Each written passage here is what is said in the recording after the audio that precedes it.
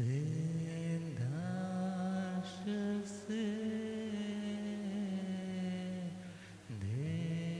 स्थिता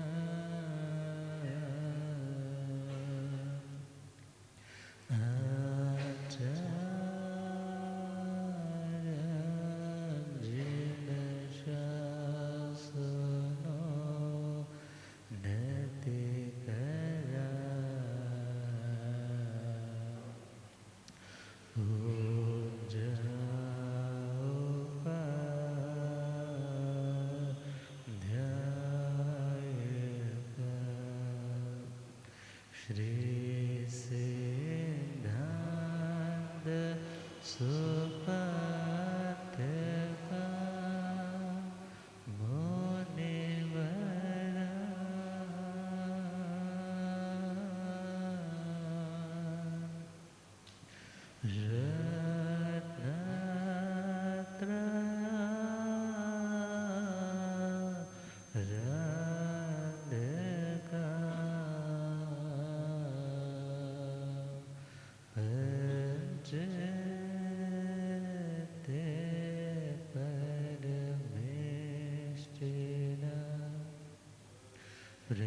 प्रतिदिनं कुर्वन्तु नो मङ्गलं कुर्वन्तु नो मङ्गलम् धम्ममङ्गलमुकुटम् अहिंसा संयमो तमो देवावेतं नमस्ते जसधामे सया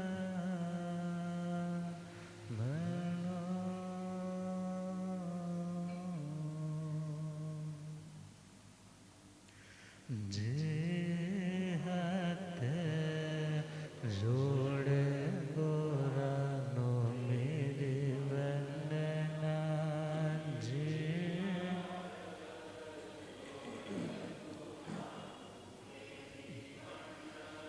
एक बार वंदना हजार बार वंदना एक बार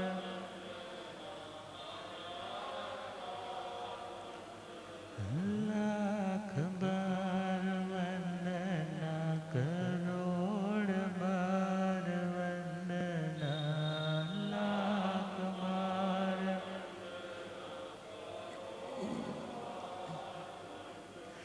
जे हाथ जोड़ गोरानो मेरे वंदना जे जोड़ गोरानो डगमग डोले नैया मेरे डगमग डोले मुझको है सतगुरु तेरे मुझे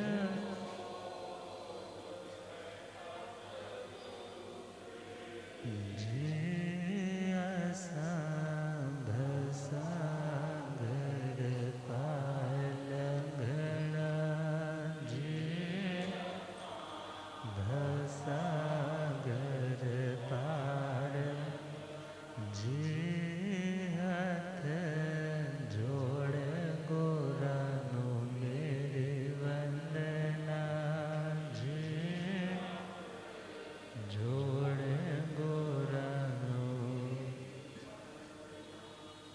अनंत अनंत शांति के निकेतन शासनपति श्रमण भगवान महावीर स्वामी के पावन चरणारविंदों में हार्दिक भावना वंदन नमन। मेरे अंधेरे जीवन को रोशनी प्रदान करने वाले परमपकारी आगम ज्ञान के भंडार आगम ज्ञाता आगम पुरुष जिन शास्त्ररत्न हिमाचल केसरी उपाध्याय भगवंत श्रद्धेय गुरुदेव श्री जितेंद्र मुनि जी महाराज साहब के पावन चरण कमलों में हार्दिक भावना वंदन नमन। पाठ पर विराजमान तपस्वीरतन श्री प्रभु मुनि जी महाराज के पावन चरणों में वंदन नमन। धर्म सभा में उपस्थित धर्मानुरागियों, सुशीलवती माताओं एवं बहनों, असीम पुण्योदय से भाग्योदय से आप सबको संतों का समागम और वीतरागवाणी श्रवण करने का सुअवसर प्राप्त हो रहा है। श्रवण कर रहे हैं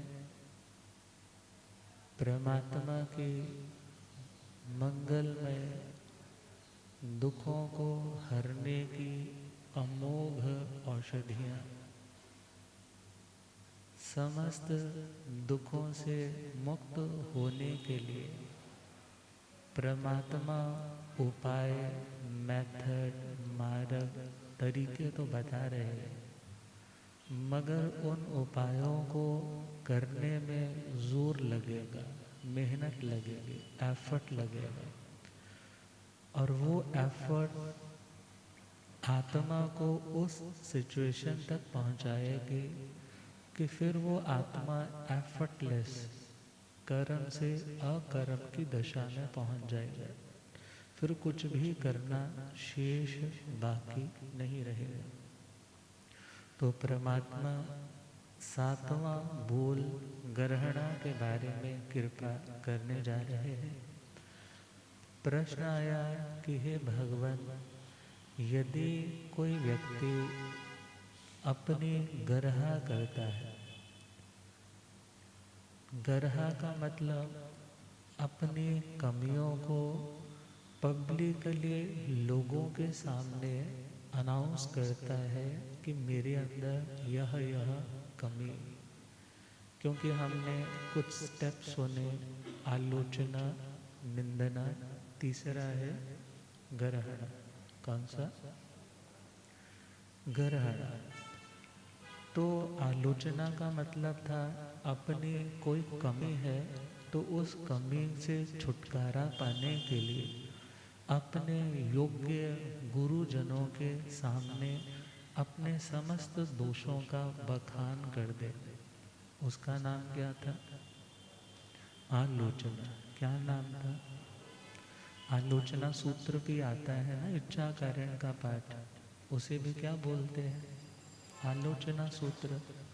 अर्थात जब परमात्मा के साथ को कनेक्ट होने के लिए उनके साथ तादात्म्य भाव बनाने के लिए हम जा रहे हैं, तो एटलीस्ट साधना से पूर्व जहाँ जहाँ हमने एक इंद्रिय आदि जीवों की कहीं पर भी विराधना की है, उन समस्त दोषों को ध्यान से देखते हुए उन दोषों से खुद को अलग करना। जैसे गुरुद्वारे में जाते हैं तो पहले क्या करते हैं? शूज़ चप्पल उतारते हैं, फिर उन्होंने आगे पानी लगाया होता है, जिस पानी में पैर रख करके पैर वॉश करके पायदान के ऊपर पैर छटका करके फिर आप आगे एंटर कर पाते हो। अर्थात जब आत्म मंदिर में प्रवेश करना है तो आत्मा का जो आलोचना सूत्र है वो तो निर्वध्य है, उसमें कोई सावध्य क्रिया करने की आवश्यकता, कोई पानी बहाने की आवश्यकता नहीं। तो उन समस्त कमियों को, दोषों को, धब्बों को, मलिनताओं को, जो मलिनता एक इंद्रिय से लेकर पंच इंद्रिय जीवों को किसी भी तरह से आहत इत्यादि करने से आत्मा में लगी है, उनको क्लीन करने के बाद साधना में बैठना है। इच्छा कारण के बाद फिर तत्सूत्री आता है, तत्सूत्री के बाद ध्यान आता है। तो खैर, आलोचना मीन्स अपनी कमियों को देखना और शास्त्रीय परिभाषा में चले उन कमियों को गुरु महाराज के सामने प्रस्तुत करना। सेकंड पॉइंट था निंदना। Second point निंदना। निंदना का मतलब आत्म निंदा करना, किसी के सामने नहीं मगर अकेले में अपने कमियों को, अपने दोषों को स्मृति पटल पर ला करके प्रेजेंट में उन्हें देखते हुए, रियलाइज करते हुए खुद को धिक्कारना, खुद को कोसना कि मैंने ऐसा आचरण से हट करके यह गलत कार्य क्यों किया। अब ये दो स्टेप मुश्किल तो है मगर इतने मुश्किल नहीं है जितना मुश्किल ये तीसरा स्टेप है, ग्रहण। तीसरा स्टेप कौन सा? ग्रहण। इसमें भी निंदा की जा रही है, अपने दोषों को क्रिटिसाइज किया जा रहा है, अपने दोषों के लिए खुद को ही एक तरह से अब्यूज किया जा रहा है, मगर सबके सामने। किसके सामने? ये नहीं भगवान सुन रहे हैं, मैं सुन रहा हूँ, इतना ही नहीं, बल्कि अब तो सबके सामने। क्योंकि यदि हम चाहते हैं हमारे दोष जल्दी छूट जाए तो जितना झूठी इज्जत का महल बनाया है, और वो झूठी इज्जत का महल भी देखा जाए तो रेत की दीवारों पर टिका हुआ है, वो तो कभी भी गिरेगा ही गिरेगा। मगर जो आत्मा इस बात को समझने लग जाती है, मुझे मात्र इस दुनिया की इज्जत की परवाह नहीं, मुझे तो आध्यात्मिक शांति, मुझे तो आत्म कल्याण करना है, तो फिर वो सोचता है पता नहीं अनंत लोगों के साथ संबंध रहा है, ये आज तो है मगर कल को ये भी दिखने वाले नहीं है। और यदि कोई बुरा कहता भी है तो वो उसकी सरदर्दी है, मगर मैं अपनी बुराई को प्रकट करके खुद को निर्दोष बनाने का प्रयास करना चाहता हूँ।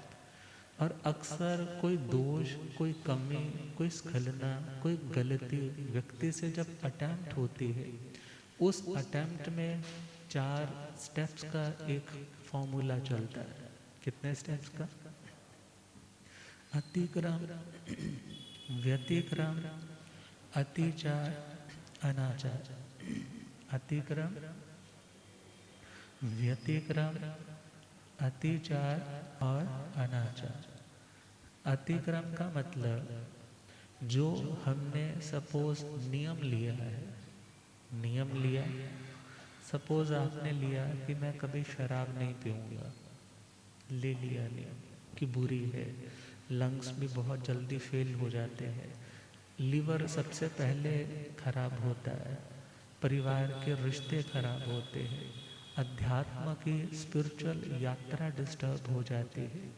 तो उसने सुना और गुरु महाराज से कह दिया मुझे नियम करवा दो, आज के बाद मैं शराब पीऊँगा नहीं। मगर ऐसी सिचुएशन बनी कि आज मन कह रहा है कि मुझे क्या करना है, दोस्त फ़ोन कर रहे हैं, शराब, आज पार्टी है, पार्टी का मतलब ही क्या है? पार्टी का मतलब गोलगप्पे खाना थोड़े ही आज के टाइम में। पार्टी का मतलब, पार्टी का मतलब बोलते हैं कुछ ना कुछ पीने का हो। अब वो कहता है कि नहीं नहीं मैं नहीं आऊँगा, बिकॉज उसने सभी के सामने नियम लिया था, अकेले में नियम नहीं लिया था बल्कि सभी के सामने नियम लिया था। अब जैसे ही वो गुरु महाराज के याद कर रहा है कि गुरु महाराज ने ये नियम दिलवाया था, मैंने बड़ी भावना से नियम ग्रहण किया था, और जैसे ही गुरु महाराज की स्मृति आती है तो ख्याल आता है, दोस्तों को मना कर दिया कि मैं नहीं पीऊँगा, मगर अंदर से है चलो उनके साथ नहीं, वो अपना पिएंगे और मैं अपना पी लूँगा। संकल्प मन में आ गया, मन में एक सोच, एक विचार कि मैं अभी जाऊँगा ठेके पे और वहाँ से वाइन शॉप से शराब खरीदूँगा और अपना घर पे पीऊँगा, किसी को क्या पता चलेगा। तो जो मन में संकल्प आया है अपने नियम को तोड़ने का, उसका नाम है अतिक्रम। उसका नाम क्या? अतिक्रम।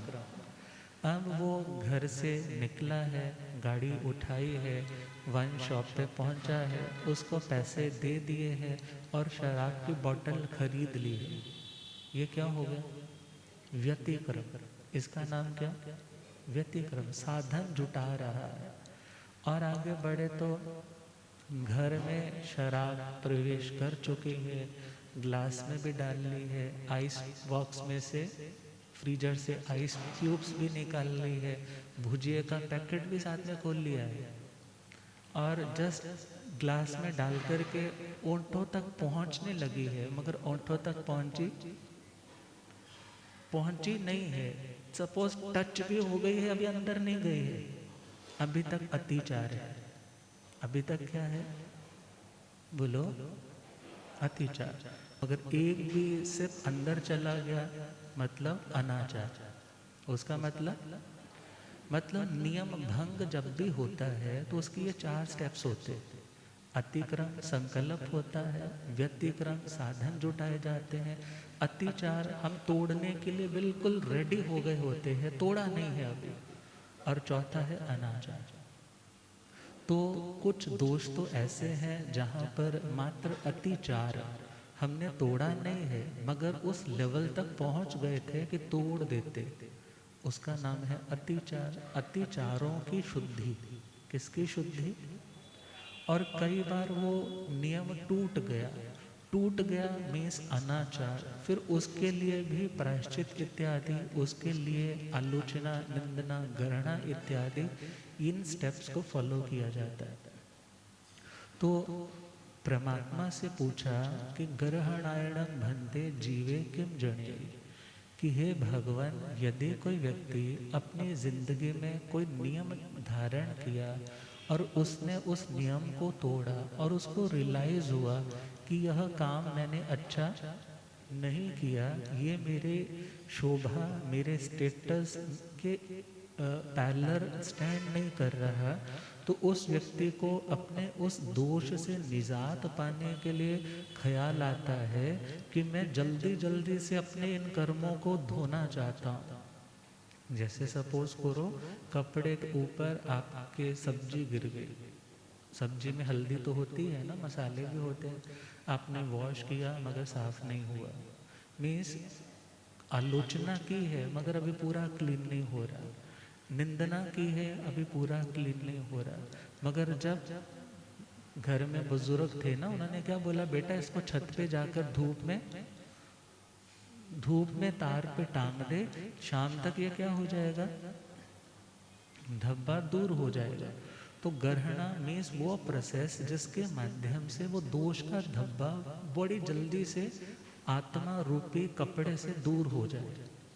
मीन्स पब्लिकली, एक को नहीं अनेकों को, मीन्स पब्लिकली दुनिया के सामने अपनी उस गलती के लिए खुद एक्सेप्ट करना कि मैंने ये गलत किया, मुझे नहीं करना चाहिए था, मैं शर्मसार हूँ, मैं आगे से ऐसा करूँगा नहीं। सपोज करो कोई व्यक्ति कहलाने को तो बड़ा धर्मात्मा है, मगर उसकी आत्मा जानती है कि मैंने भाई की प्रॉपर्टी के पैसे जो उसने कभी मुझे विश्वास से दिए थे, मैंने वो मार लिए। या पता चला समाज में किसी ने दान लिखवाने के लिए मुझे पैसे पकड़ा दिए थे, मगर मैंने पैसे अपनी जेब में रखे, वहाँ पर तो डिपॉजिट ही नहीं करवाए। अब एहसास होता है, कभी अनजाने में गलती हो जाती है, कभी जानबूझ कर के व्यक्ति गलती करता है। अब एहसास हुआ, मन पे बोझ आया, गुरु महाराज से बात करी। अब गुरु महाराज के सामने बात करी, उसका नाम तो हुआ आलोचना, उसका नाम क्या हुआ, और खुद को अकेले में बैठ कर के धिक्कारा कि तुझे ऐसा नहीं करना चाहिए था, उसका नाम हुआ निंदा, आत्म निंदा। और उसी गलती को अभी भी रिलैक्स नहीं हो पा रहा है, दुनिया के सामने उस गलती को ओपन कर देना, डिस्क्लोज कर देना, उसका नाम क्या है, ग्रहण। मीन्स ये थर्ड स्टेप सबसे मुश्किल वाला स्टेप है। किसी पे विश्वास बहुत है, उसके सामने आप अपनी बात बता सकते हो, मगर सारी दुनिया के सामने आप अपनी कमियों को उजागर नहीं कर पाते। तो परमात्मा से पूछा कि हे भगवान, ग्रहणा से आत्मा को क्या मिलता है? तो भगवान कह रहे हैं, ग्रहणायणम अपुरस्कारम जणेय, अर्थात ग्रहणा से आत्मा को अपुरस्कार, अपुरस्कार मतलब, पुरस्कार का मतलब कोई कुछ अच्छा करता है तो उसको सबके सामने इनवाइट करके कुछ ना कुछ रिवॉर्ड दिया जाता है, गिफ्ट दिया जाता है, प्रशंसा के लिए उसको प्रशस्ति पत्र दिया जाता है कि तुमने ये काम बहुत अच्छा किया। हर जगह पे उसको आगे आगे किया जाता है, उसका नाम है पुरस्कार। सत्कार पुरस्कार भी तो आता है ना 22 परिशों में। तो अभी तक तो दुनिया में बड़ा सम्मान मिल रहा था, सब लोग पुरस्कार, कोई ना कोई गिफ्ट दे रहे थे, कोई ना कोई उसको कॉम्प्लीमेंट्स दे रहे थे, मगर जैसे ही पता चला और ये आदमी तो ऐसा है, इसने तो अपनी जुबान से बोला है कि मैंने ये पाप कर रखे हैं। अब ऑटोबायोग्राफी ऑफ महात्मा गांधी जी, अब जब वो रीड करो तो उसमें उन्होंने अपने उन बचपन के जवानी के इंसिडेंट्स को भी डिस्क्लोज कर रखा है, और उसके लिए आंसू बहाए उन्होंने पिता के पास बैठ करके कि मेरे को ये करना योग्य नहीं था, मगर मैंने ऐसा ऐसा किया, मुझे हिम्मत चाहिए कि मैं आगे दोबारा ऐसा काम ना करूं। अपनी उन कमियों को पिता को बताया, मीन्स आलोचना कर दी, आत्म धिक्कार दिया, निंदना कर दी, मगर जब बुक में ही पब्लिश कर दिया तो उसका नाम ग्रहण।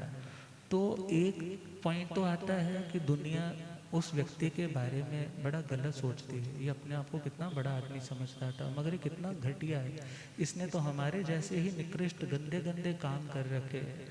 मगर परमात्मा कहते हैं, दुनिया एक बार बुरा कह रही, 2 बार कह रही, 100 बार कह रही, मगर तुम देखो, तुमने अपनी बुराई को प्रकट करके अपनी धुलाई तो कर ली। अज्ञानी होगा जो व्यक्ति तुम्हारी बुराई को सुन सुन करके, निंदा कर करके अपने कर्म बढ़ाएगा, मगर तुमने अपनी बुराई को प्रकट करके खुद को क्या कर लिया? खुद को क्लीन कर लिया। भले आज वो लोग तुम्हें पुरस्कृत नहीं करते, तुम्हें रिवॉर्ड नहीं देते, सम्मान नहीं देते, वरी नॉट, टाइम्स हमेशा एक जैसा नहीं रहता। घटिया से घटिया आदमी भी टाइम आने पर अच्छे कर्म करके उत्तम स्थान को प्राप्त कर जाता है। और शास्त्र में लाइन आती है, आर्द्र कुमार जी सूत्र कृतांग जी सूत्र में, जब उनसे कहा जाता है कि आप बाकी लोगों के बारे में इतना कुछ ना कुछ आप उनके ऊपर टिप्पणी कर रहे हो, वो ये सिद्धांत गलत है, ये सिद्धांत गलत है, तो उन्होंने कहा, गरिहामि दिट्ठिंग न गरिहामि किंची, मैं उनके दृष्टिकोण की निंदा करता हूँ, उस व्यक्ति की निंदा, उस व्यक्ति से मैं घृणा नहीं करता। बिकॉज सामने वाला व्यक्ति यदि आज बुरा है तो अपनी बुराई के कारण बुरा है, अदरवाइज व्यक्ति बुरा, बोलो, व्यक्ति तो कभी भी अच्छा हो सकता है ना। कपड़ा यदि आज गंदा लग रहा है तो क्यों लग रहा है? क्योंकि उसके ऊपर गंदगी लगी हुई, इसलिए गंदा लग रहा है। मगर कपड़ा यदि उस गंदगी से अलग हो जाए तो कपड़ा तो गंदा नहीं है। इसी प्रकार यदि आज यह आत्मा दुनिया की नजरों में बुरी बन भी गई है तो भगवान कहते हैं उनकी चिंता मत करना। यदि तुम प्योर होना चाहते हो तो, और जल्दी प्योर होना चाहते हो, तो तुम्हें उनकी चिंता को छोड़ करके अपनी आत्मा की चिंता करनी होगी। और भगवान कहते हैं जब अपुरस्कार, अनादर मिलता है लोगों से, क्योंकि नागेश्वरी ब्राह्मणी ने थोड़ा ही बताया था कि मैंने संतों को क्या पहराया है, कड़वा, विषैला, पॉइजनस, वो कद्दू की सब्जी, पेठे की सब्जी बहराई है, उसने थोड़ा बताया था। मगर धर्म रुचि अणगार गुरु महाराज के पास आए तो गुरु महाराज ने क्या बोला, ये खाने लायक, इसको परठाओ। वो परटने के लिए गए हैं, मगर प्राणी दया, जीव दया की भावना से एक तुक्का तो नीचे डाला था, मगर बाकी क्या कर लिया, स्वयं खा लिया। अब स्वयं खाने के बाद अब जब दुनिया में ये बात फैली, गली मोहल्लों में चर्चा होने लगी कि संत की क्या हो गई, संत की मृत्यु हुई, तो धर्म रुचि अणगार के जो गुरु महाराज है उन्होंने पब्लिकली अनाउंस किया। ये किसने बहराया था? बोलो। आप कहोगे उन्होंने ऐसा अनाउंस क्यों कर दिया? क्योंकि गुरु महाराज तो कभी छेदकारी, भेदकारी, सावध्यकारी, कलहकारी इत्यादि मरमकारी भाषा किसी को बोलते नहीं है। वो इसलिए बोली होगी कि दुनिया में ये कहीं मैसेज ना चला जाए कि संतों ने ही कोई षड्यंत्र रच करके अपने ही संत को क्या कर दिया, परलोक पहुंचा दिया। अर्थात ग्रहण। अब लोग दुत्कारते हैं, घर परिवार वालों ने उसको घर से निकाल दिया है, रोग पैदा हो गए, मगर ग्रहणा तो तब थी ना यदि वो खुद अपनी गलती को एक्सेप्ट करती कि मैंने ये गलत की। पाप छिपाया ना छिपे, छिपे तो मोटा भाव, दाबी दूबी ना रहे जो रुई लपेटी आ। यदि हम पाप करने के बावजूद भी दुनिया में रेप्यूटेड हैं, दुनिया में रिस्पेक्टफुली प्लेटफॉर्म पे टिल एग्जिस्ट कर रहे हैं, this is just duty or पुण्य कर्म। कोई बहुत गाढ़े पुण्य कर्म है जो हमें सपोर्ट कर रहे हैं, हमें डिफेंस कर रहे हैं, हमें प्रोटेक्ट कर रहे हैं। मगर कहा है यदि रुई के गट्ठे में आप जलते अंगारे को छुपाना चाहो कोई नहीं देखेगा। वो तो इतना सा था ना, अब तो पूरे के पूरे गट्ठर को जला करके बताएगा कि मैं यहाँ था। अर्थात परमात्मा कहते हैं वो गट्ठर जलने से पहले तुम क्या करो, उस अंगारे को बाहर निकाल दो, और उस अंगारे को बाहर निकाल करके दुनिया को बता दो, हाँ ये कमी है, तुम भी ऐसी कमी जिंदगी में मत लेकर के आना। उसका नाम है ग्रहण।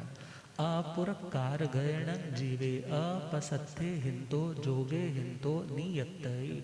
जब आत्मा दुनिया से तिरस्कार पाता है, आज तक तो सम्मान मिल रहा था, आज तक तो स्थानक में आता था तो पहली चेयर पे उसको बिठा दिया जाता था, कुछ बोलना है तो इनवाइट कर लिया जाता था, किसी और जगह पे जाता तो वहाँ पर भी लोग उसको हार माला शॉल दे करके सम्मान करते थे।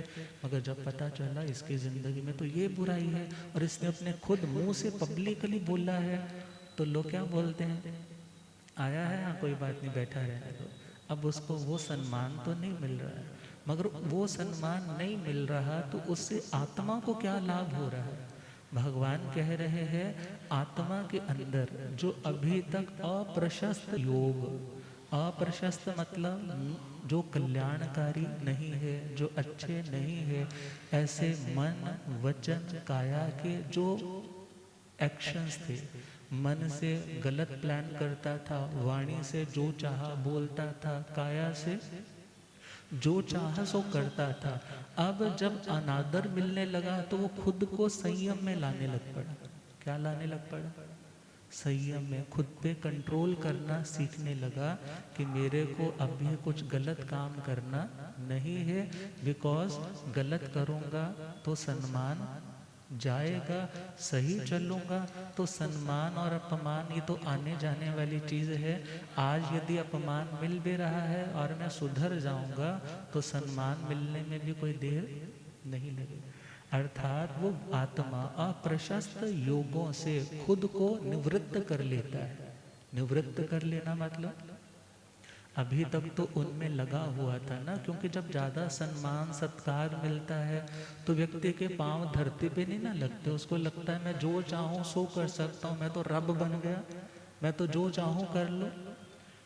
अब अप्रशस्त योगों को लगाम देने वाला कौन है? अपुरस्कार।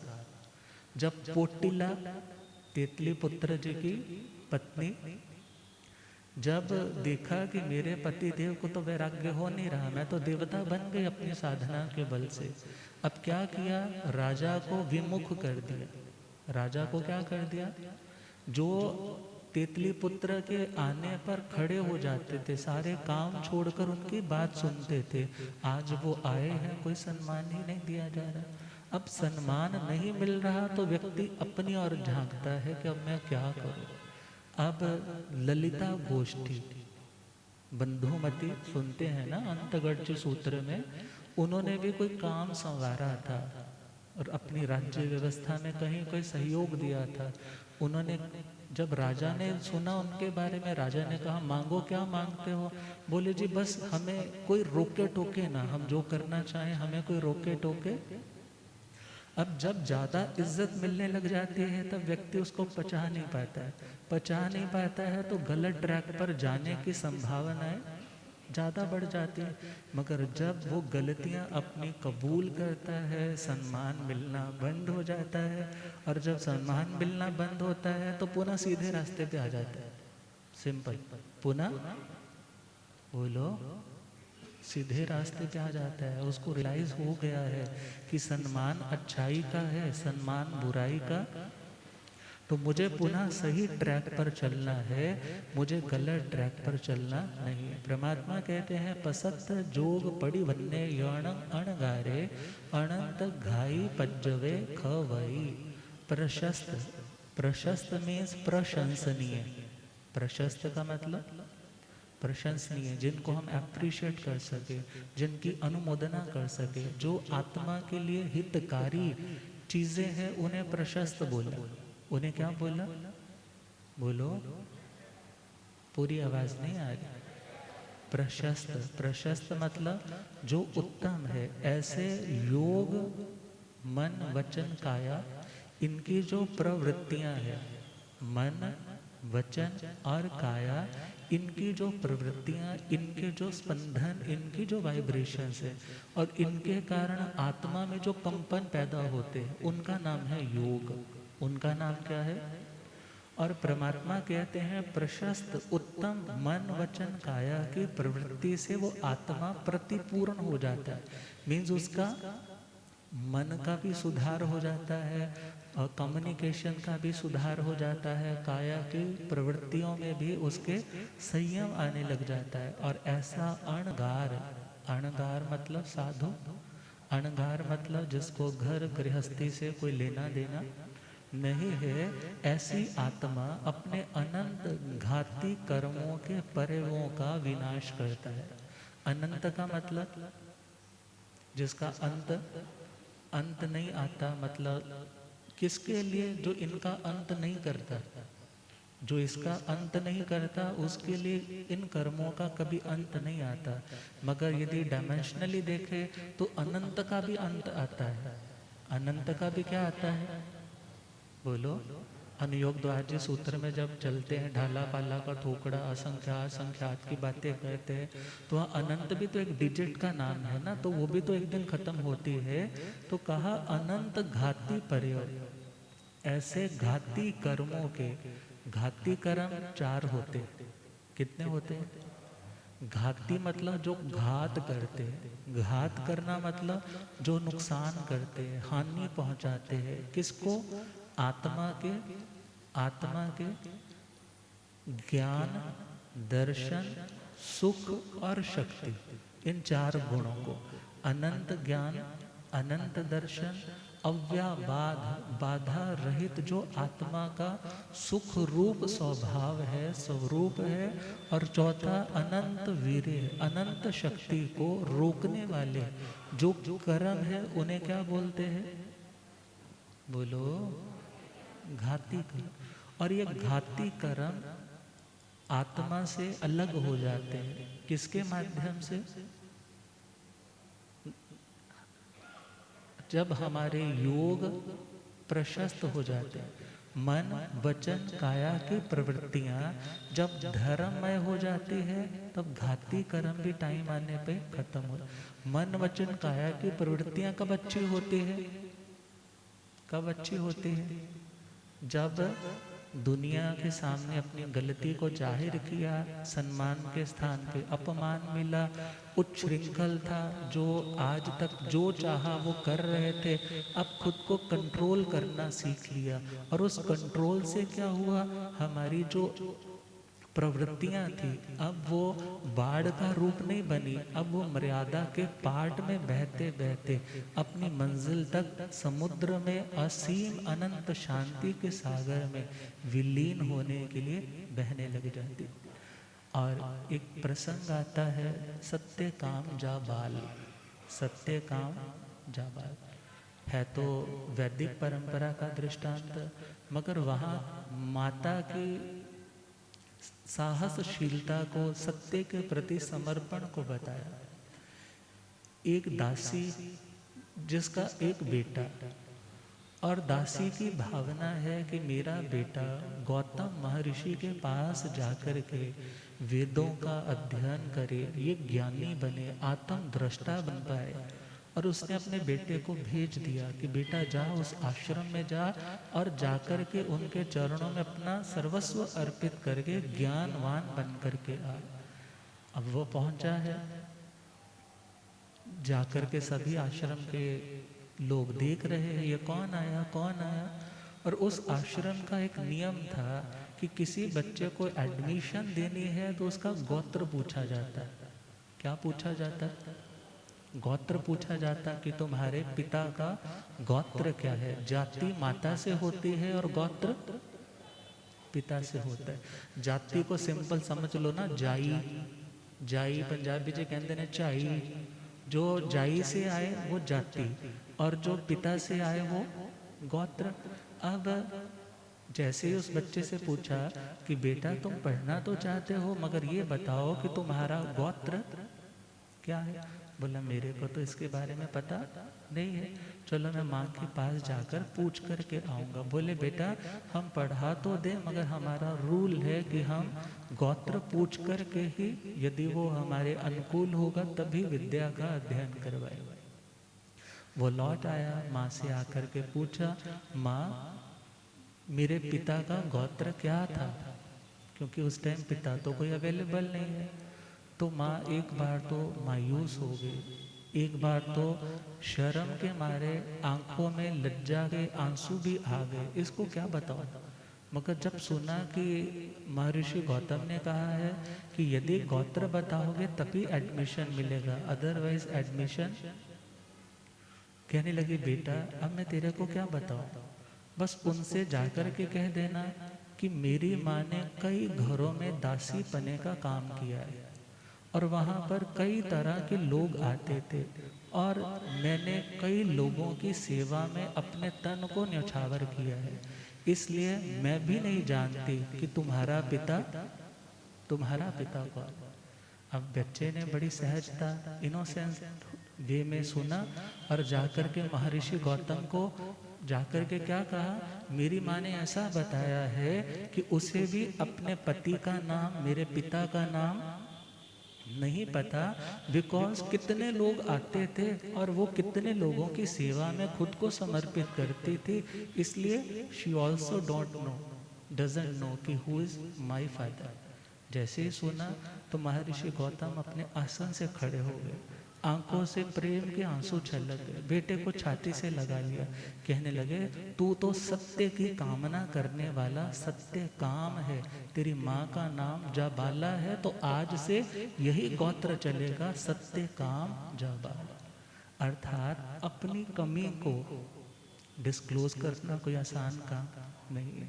तो क्या लिखा है, आत्मनिंदा से मुश्किल है दो जाचरण, आत्मनिंदा से मुश्किल है दो जाचरण, पापमय जिंदगी का तो होता मरण, पापमय जिंदगी का तो होता मरण, ग्रहणा जो करे, ग्रहणा जो करे, आत्मनिंदा से मुश्किल है दो जाचर, पापमय जिंदगी का तो होता मरण, ग्रहणा जो करे, खुद को सच्चा व अच्छा बताते रहे, खुद को सच्चा व अच्छा बताते रहे, कोर पीतल पे सोना चढ़ाते रहे, पाप करके न पकड़े गए हाँ कभी, पाप करके न पकड़े गए हाँ कहे। अब बताए तो हैरान होते सभी, अब बताए तो हैरान होते सभी। ग्रहणा जो करे आत्मनिंदा से मुश्किल है दूजा चरण, आत्मनिंदा से मुश्किल है दूजा चरण। झूठी इज्जत का उस दिन हाँ होता मरण, झूठी इज्जत का होता हाँ उस दिन मरण। ग्रहणा जो करे जग में जाहिर करे अपनी कमजोरियाँ, जग में जाहिर करे अपनी कमजोरियाँ। अब प्रशंसा की मिलती नहीं लोरियाँ, पापमय योग हिम्मत गंवाते सभी, पापमय योग हिम्मत गंवा। धर्ममय योग सत्ता दिखाते तभी, धर्ममय योग सत्ता दिखाते।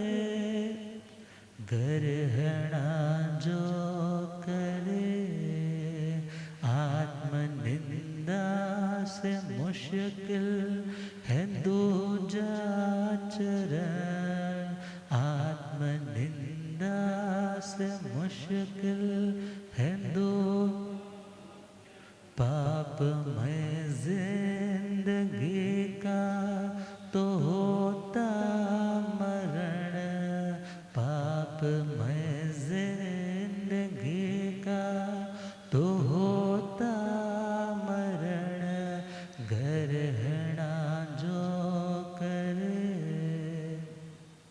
आत्मा के गुणों का करे घात जो, आत्मा के गुणों का करे काल कर्मों की मिटती घनी रात वो, दोषों के नाम बने रहते हैं दास जी, दोषों के नाम बने रहते हैं दास जो।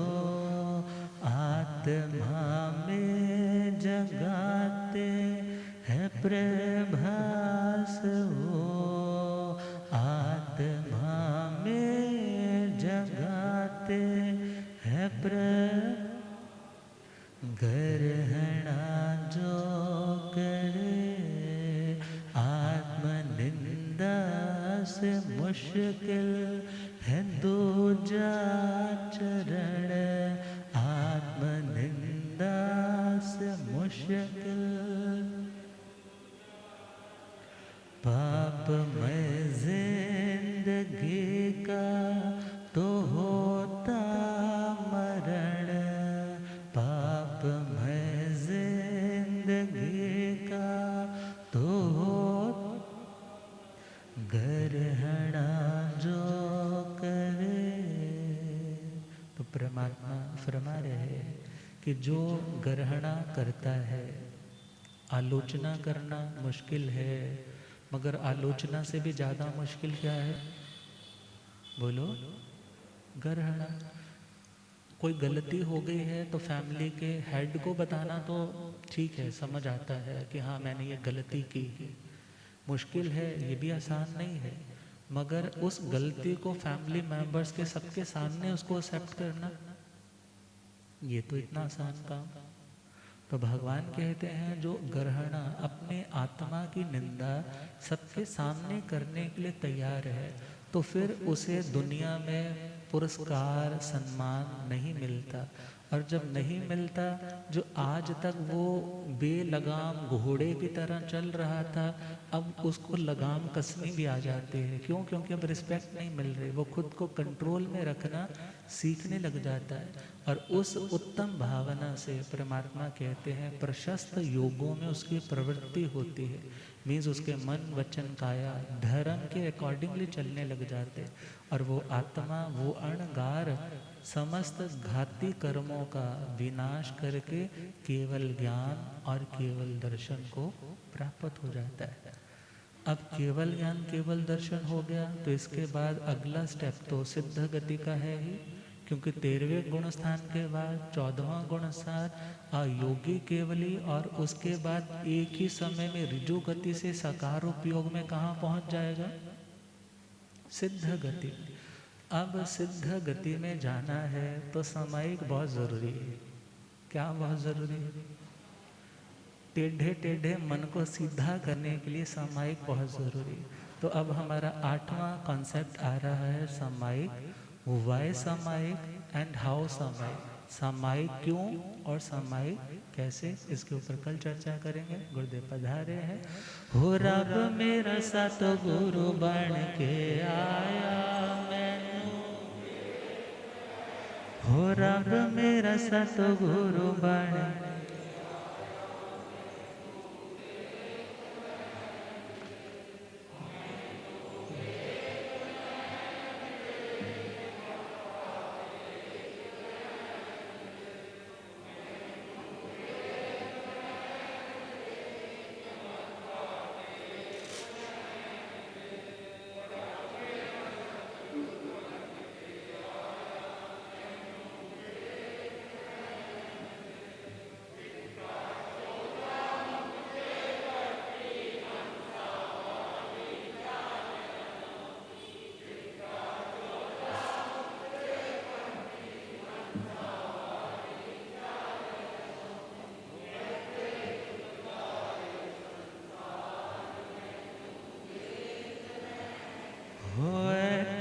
झुकदाए संसार मैनो, हो रब मेरा सतगुरु बन के आया मैनो, हो रब मेरा सतगुरु बन के आया मैनो। भूलिया ज्ञाता आगम पुरष जन शास्त्र तन हिमाचल केसरी उपाध्याय भगवंत श्रद्धे गुरुदेव श्री जितेंद्र मणि जी महाराज की। तो अपने विषय को आज यही स्टॉप करते हुए कल सामायिक के ऊपर सुनेंगे। प्रश्न कईयों के आते हैं, सामायिक करें क्यों करें महाराज जी? चलो करें तो कैसे करें? तो इन समस्त प्रश्नों के सुंदर सुंदर उत्तर हमें मिलेंगे सामायिक के बारे में। अब श्रद्धेय गुरुदेव कृपा करें। ओम।